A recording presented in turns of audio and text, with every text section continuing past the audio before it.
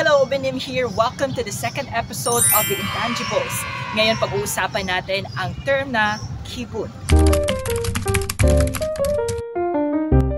Ang kibun ay ang kasalukuyang pakiramdam o bias ng isang tao. Ito malalim na emosyon pero mahalaga ito sa araw-araw. Bakit? Dahil sa Korea, ang kibun ng isa maaaring makaapekto ng kibun ng lahat. Hi, how's your kibun today? I'm happy today because it's Mother's Day. We need to enjoy this moment and this day. Happy ako kay nahuman naman ang project sa Pilipinas. Kaya sa Korea mahalaga ito dahil ang respeto nagsisimula sa pagkaalam ng nararamdaman ng kapwa mo. Kapag iniintindi mo ang kibun nila, pinapakita mo may malasakit ka at kapag kilala mo ang sarili mong kibun, mas kaya mong makiayon sa mundo.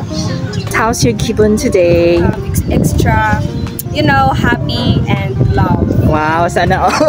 We're celebrating here the Mother's Day and also celebrating our first monthsary. So feeling great. I think it's a good weather today. I have some good company. Just generally a happy person. That's all. Siyempre, budlay kay gikan kami sa Pinas. Hago kay kahapon niya, kainit pagit kayo.